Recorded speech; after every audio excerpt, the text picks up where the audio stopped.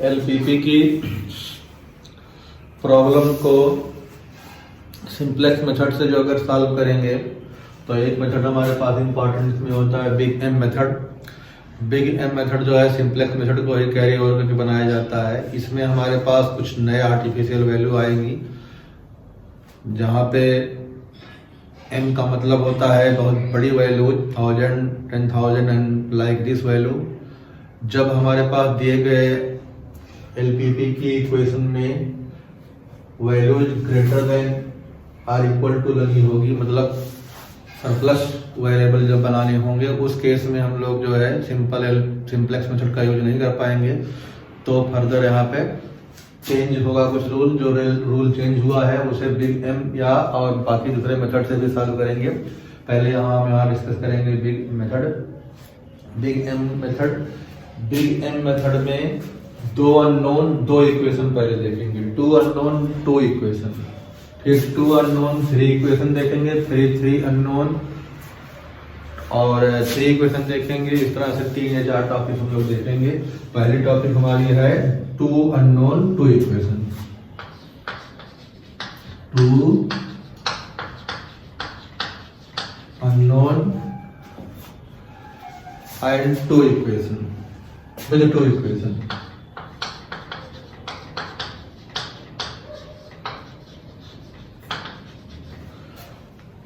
x1 x2 दो unknown है और दी गई दो इक्वेशन हमारे पास है।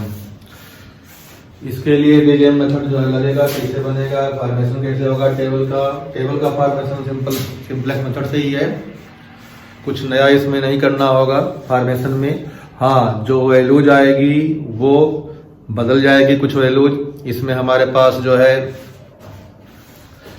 सेकंड टेबल जो बनेगी फर्स्ट टेबल से, फर्स्ट इटरेशन या फर्स्ट स्टार्टिंग टेबल के बाद उसमें नंबर ऑफ कॉलम रिड्यूस होता चला जाएगा।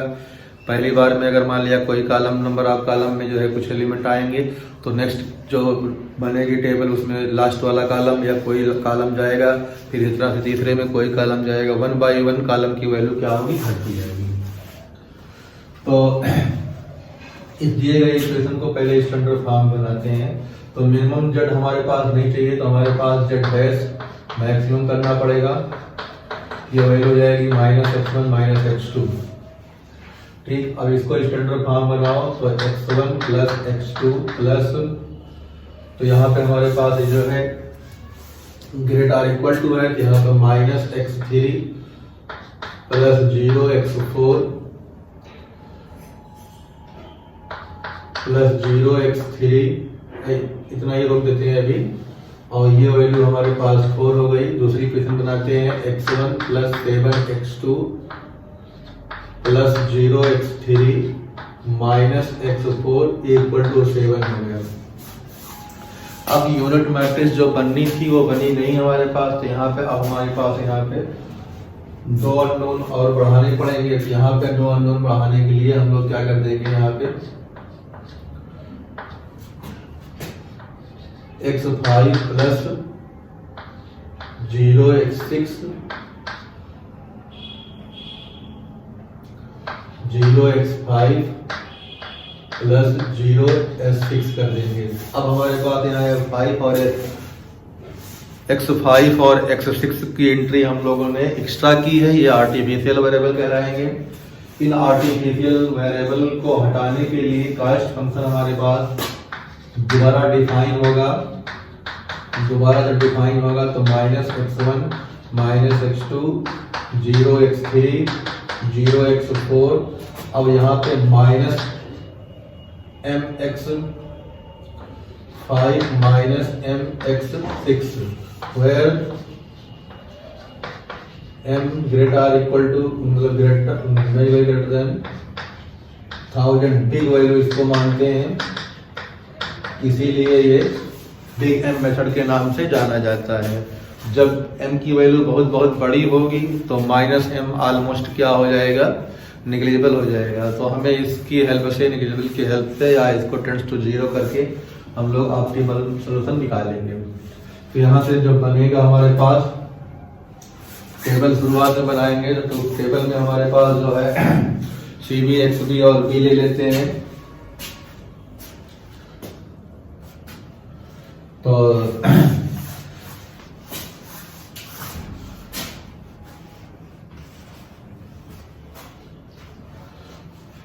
तो हमारे पास यहाँ हो गया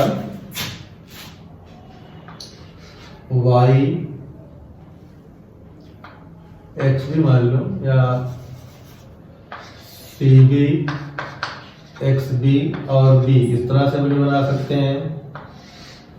अब कि हम y नहीं दिखा रहे हैं क्योंकि पहले हमने y माना था, अब y अब की नहीं मानेंगे, डायरेक्ट x नहीं करेंगे।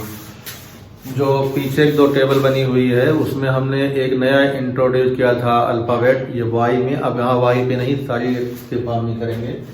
तो सी बी की वैल्यू हमारे पास ये दोनों आती है -m, तो ये -m हो जाएगी, -m हो जाएगी। एक्स बी की जो वैल्यू आएगी, आर्टिफिशियल वेरिएबल जो माना है वो लेंगे x5 और f6। अब यहाँ तो कांस्टेंट हमारे पास कितना आया है 4 7, यहाँ 4 और 7 ले लेंगे।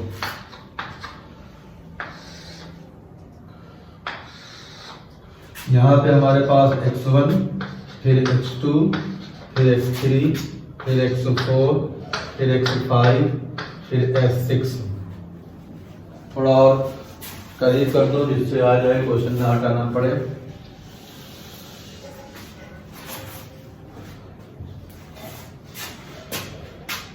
x1 x2 x3 x4 x5 और f6। तो ये वैल्यू हमने यहाँ पे डाल दी।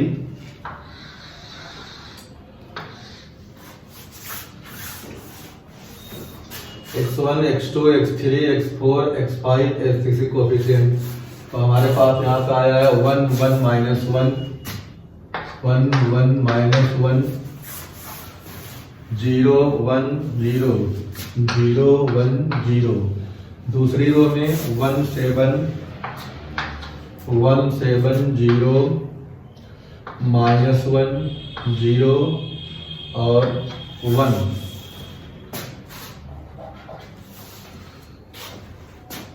ये हमारे पास जो है कोएफिशिएंट उतर गया। अब कास्ट फंक्शन सीजे में हमारे पास कितना आया है -1 -1 0 0 -m और -m।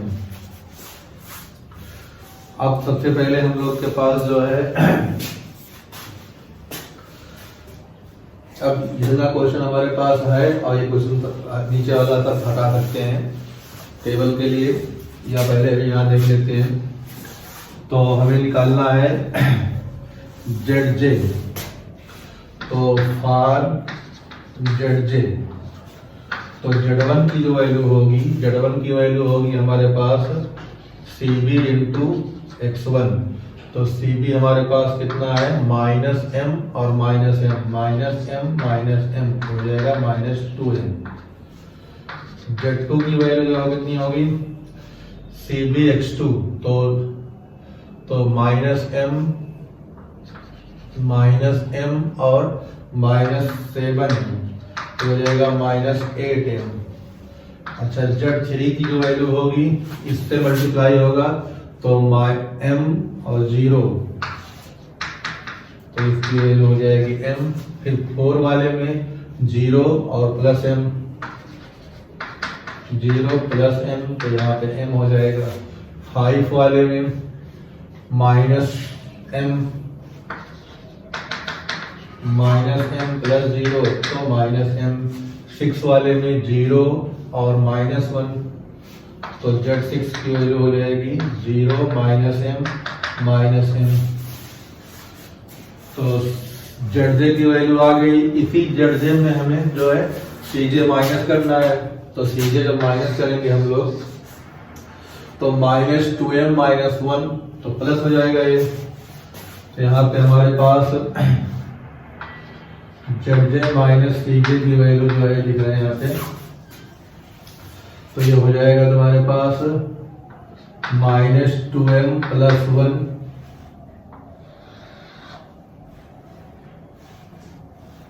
- यहाँ हो जाएगा -8m + 1, यहाँ हो जाएगा तुम्हारे पास m - 0 तो m हो जाएगा ये, फिर यहाँ हो जाएगा हमारे पास m - 0 ये भी m हो जाएगा, यहाँ हो जाएगा -m + m 0 और यहाँ हो जाएगा -m + 1 0। तो ये वैल्यूज हमारे पास दिखाई पड़ रही है। ये लाइन हम लोग खींच लेते हैं अपने समझने के लिए, इसको हटा भी सकते हैं इजीली। ठीक, अब देखो यहाँ पे तो ये वैल्यू जो है -2m + 1, m की वैल्यू 1000 से बड़ी मानी जा रही है, वेरी बिग।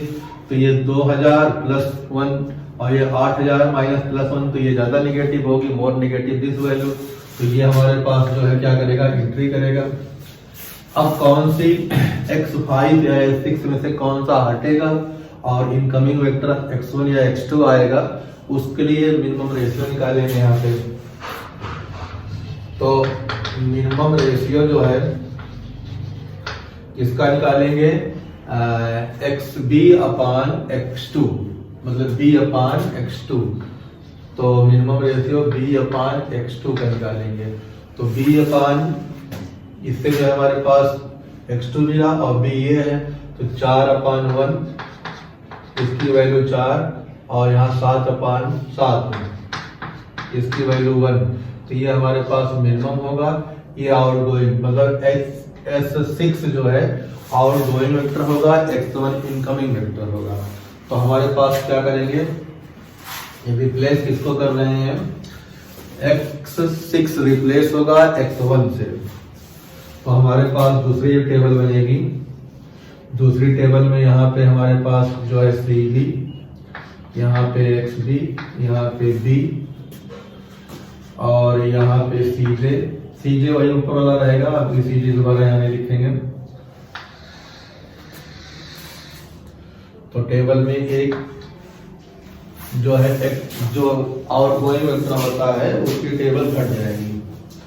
आउटगोइंग वेक्टर जिसमें S6 है तो S6 मतलब m वाली टेबल हट जाएगी।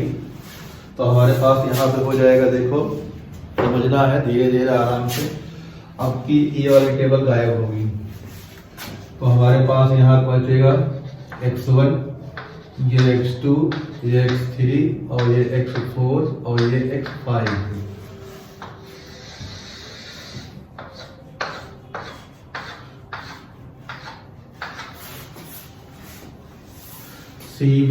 CB में हमारे पास आउटगोइंग वेक्टर x6 है, तो इसके इधर पे हमारे पास आ जाएगा x2। ठीक, और इसका x2 का कास्ट फंक्शन कितना, देखो x2 का कास्ट फंक्शन हमारे पास -1 है। अब यहाँ पे ये x5 वैसे रहेगा तो -m रहेगा, x5 वैसे रहेगा m। b की वैल्यू जो है हमारे पास, इसे क्या बनाना है, 1 बनाना है। तो पूरे इक्वेशन को यहाँ से 7 से क्या करेंगे, डिवाइड करेंगे।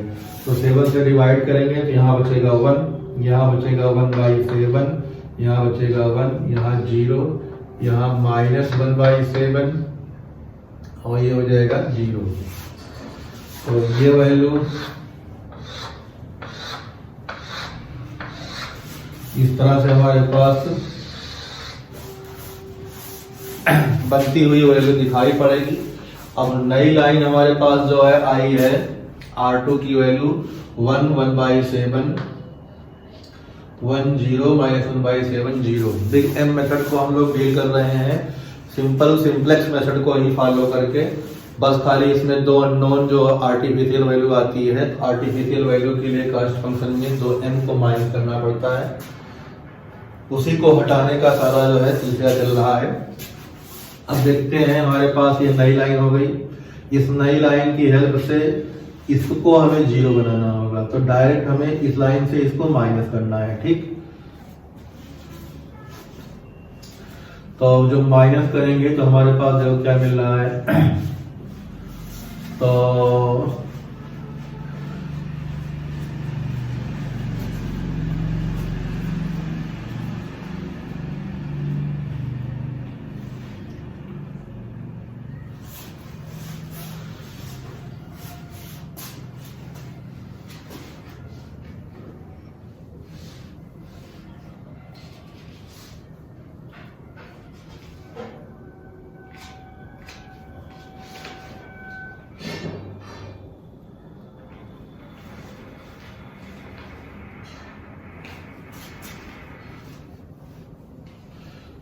तो ओल्ड लाइन हमारे पास जो है उसको लिख लेते हैं। तो ओल्ड लाइन हमारे पास जो कितनी है, ओल्ड लाइन हमारे पास यहां से आएगी XB से। तो ये 4 1 1 -1 0 और 1 1 2 3 4 5 6। ठीक, इतना हमारे पास आ गया। अब हमारे पास यहाँ पे 1 है तो डायरेक्ट माइनस करना है, तो हमारे पास डायरेक्ट माइनस करेंगे तो -1 -1/7 और -1 -0 +1/7 और -0। तो ये वैल्यू 3, ये वैल्यू 6/7, ये वैल्यू 0, ये वैल्यू -1, ये वैल्यू 1/7, ये वैल्यू 1। तो हमारे पास जो वैल्यू आ रही है नई R1 कॉलम में, R1 रो में, उसके लिए हमारे पास आ गया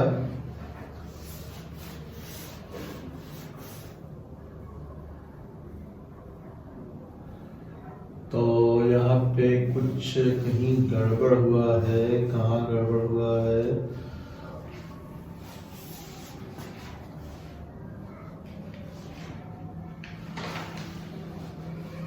तो वहां पे हमारे पास 4 2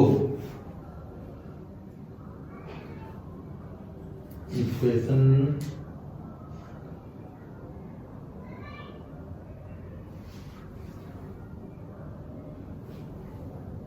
x1 का कोफिशिएंट 2 है हमारे पास। यहाँ इक्वेशन जो दी गई है x1 + 2x1, ये हमारे पास यहाँ पे 2x1 होगा, यहाँ 2 होगा, ये वैल्यू 2 है। तो ओल्ड लाइन हमारे पास यहाँ 2 है।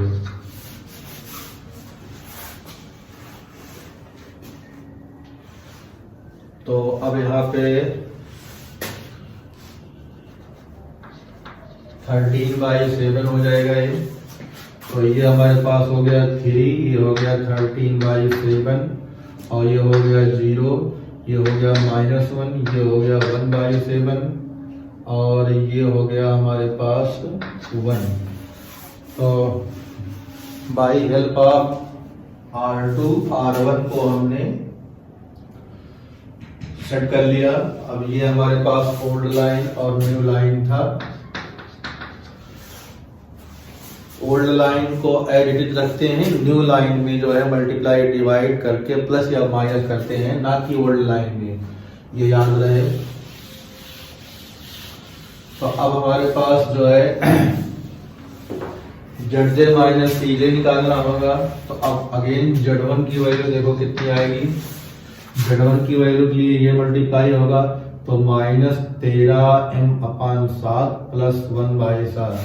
तो 13m + 1/7 ये हमारे पास Z1 की वैल्यू हो जाएगी।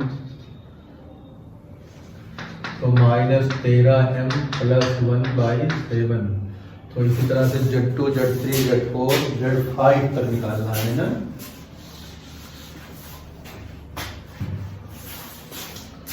तो Z2 की वैल्यू जो कितनी हो जाएगी, Z2 के लिए ये लगेगा 0 और -1, तो -1 हो जाएगा। और इसके लिए हो जाएगा Z3 के लिए m और Z4 के लिए हो जाएगा -m/7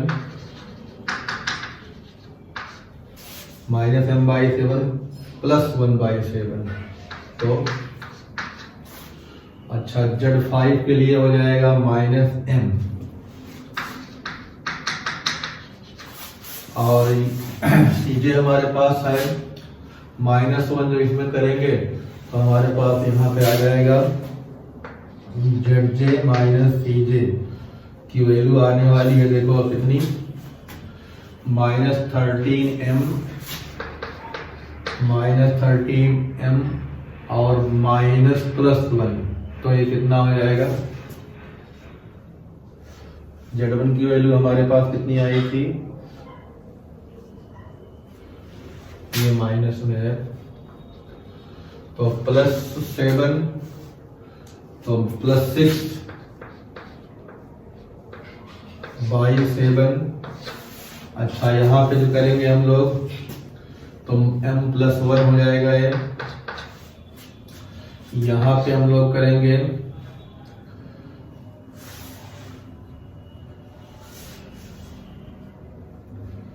ये Z1 हो गया, Z2 की वैल्यू में -1 और +1, ये 0 हो जाएगा। यहाँ पे Z3 में हमारे पास जो हो जाएगा सिर्फ m बचेगा। Z4 में हमारे पास -m+1/7 होगा और यहाँ पे हमारे पास 0 हो जाएगा। तो Cj minus Zj minus Cj की जो वैल्यू आई है तो ये आया है -m और ये आया है -13m। तो m की वैल्यू बड़ी लेंगे तो ये ज़्यादा निगेटिव होगा, तो ये अब हमारे पास इनकमिंग वेक्टर ये होगा। इसका मतलब हमारे पास x5 आउटगोइंग वेक्टर होगा। x5 या x2 कौन सा आउटगोइंग होगा तो उसका रेशियो निकालना पड़ेगा। तो रेशियो के लिए रेशियो निकालेंगे हम लोग, तो रेशियो हमारे पास b/x1 होगा। b/x1 जो निकालेंगे तो हमारे पास अब क्या होगा b/x1। b कहाँ है, ये है, x1 कहाँ है, ये है, तो ये हो जाएगा 21/13 और ये हो जाएगा 1। तो हमारे पास जो है 21/13 नहीं, ये 1 क्यों होगा, ये हो जाएगा तुम्हारे पास 7। तो ये क्या होगा, मिनिमम होगा। तो आउटगोइंग वेक्टर अब कौन सा होगा, x5 किससे रिप्लेस होगा, x1 से। किससे रिप्लेस होगा, ये x1 से। तो यहाँ पे हमारे पास हो जाएगा तो थर्ड वाली टेबल हम यहाँ बना दे रहे हैं। ये क्वेश्चन जो है यहाँ पे हमारे पास जो है लिख दे रहे हैं। तो मिनिमम z की वैल्यू कितनी थी, x1 + x2, इक्वेशन कितनी दी गई थी 2x1 + x2 ≥ 4, और दूसरी इक्वेशन कितनी दी गई थी x1 + 7x2 ≥ 7। ठीक, और हमने z क्या मान लिया था, हमने z' की वैल्यू कितनी मान ली गई थी, z' की वैल्यू हमने मानी थी -x1 - x2 + 0x3 + 0x4 -mx5 - mx6। ये हमने माना है। क्वेश्चन को दोबारा यहाँ कर लिया, अभी हटा सकते हैं।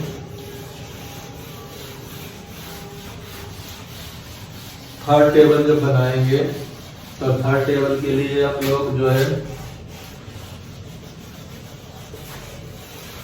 थर्ड टेबल में अब जो है पहले x6 जो है एलिमिनेट हुआ था, अब x5 एलिमिनेट होगा।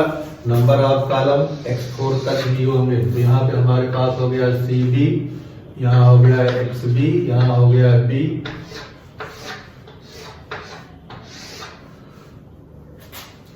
यहाँ होगा x1, x2, x3 और x4। तो हमारे पास जो है किसको 1 करना है, इसे 1 करना है। तो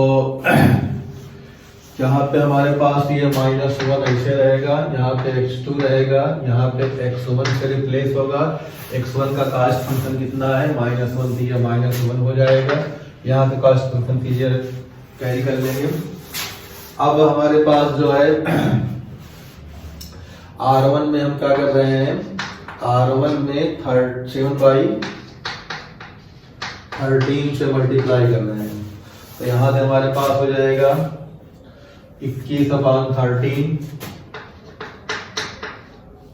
और ये हो जाएगा 1, ये हो जाएगा 0, ये हो जाएगा 1/13 और ये हो जाएगा 7/13।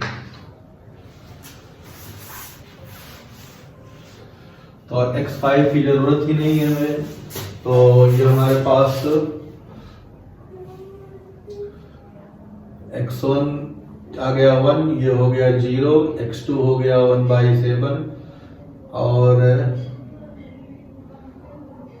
x3 हमारे पास हो गया माइनस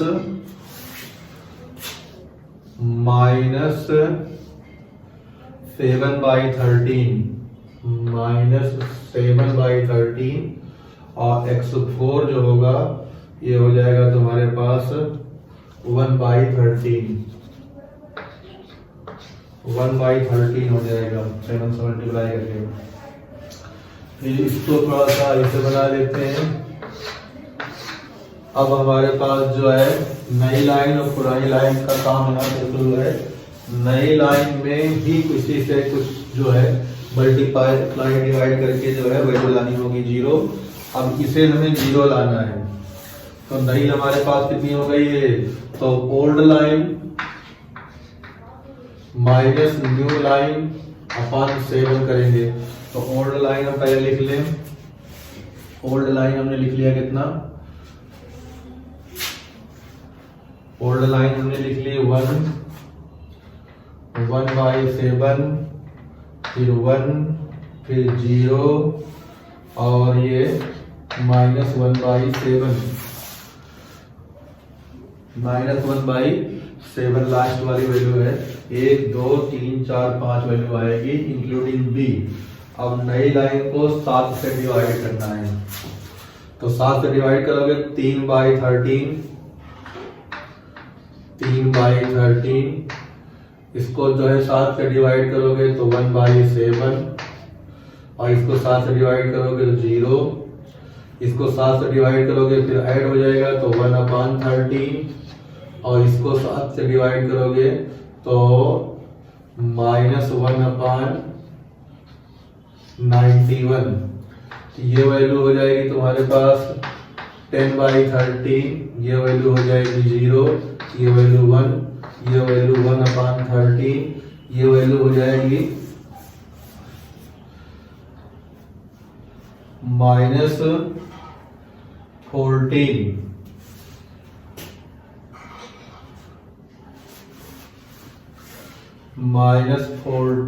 ये वैल्यू हो जाएगी -14/91। तो हमारे पास वैल्यू जो आई है यहाँ पे आएगा 10/13। तो इसको थोड़ा और सीधा बना लें।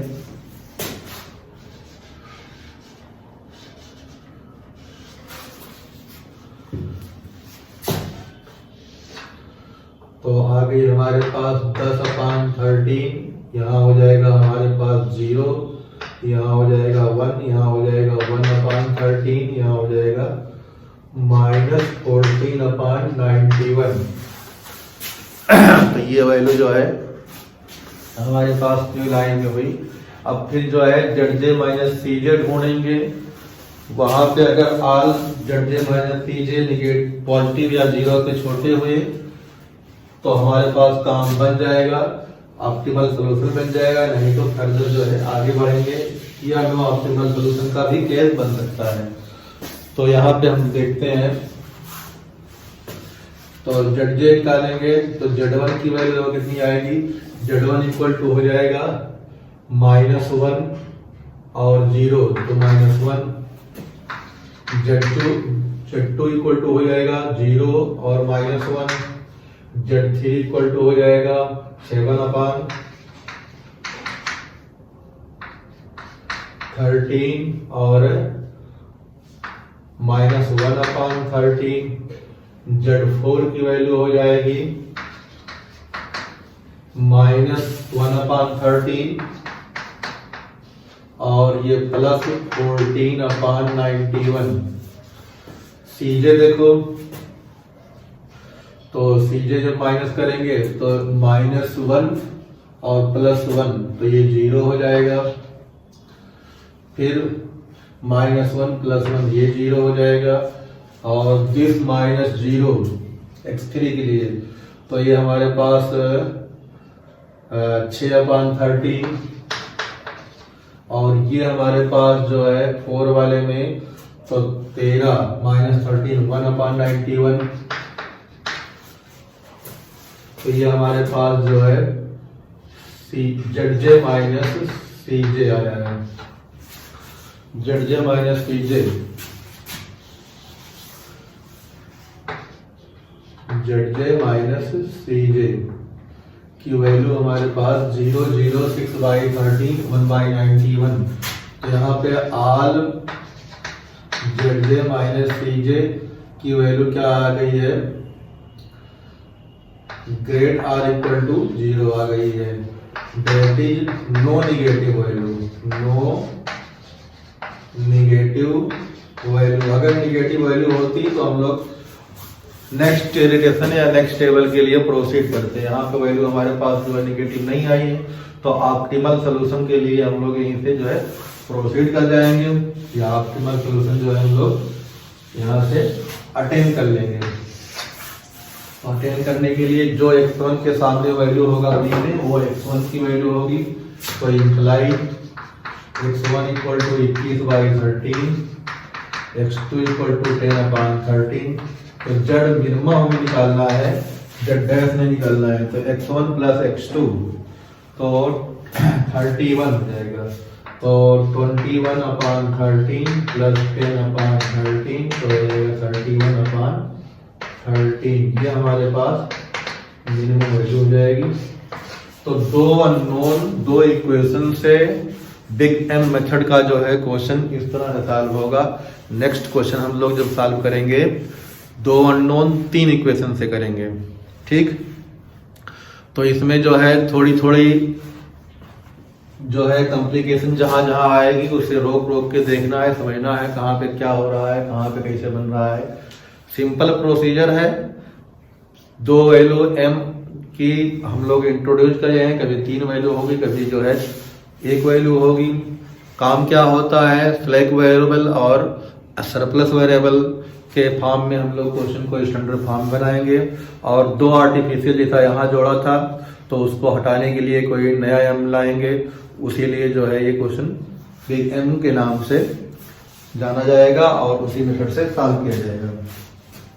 इसी क्वेश्चन को अगर हम लोग सिंप्लेक्स मेथड से करना चाहते हैं, सिंपल सिंप्लेक्स मेथड से, तो जो है हमारे पास आइडेंटिटी मैट्रिक्स वहाँ ना बन पाती, तो उस मेथड से ये हो नहीं सकता था, ठीक।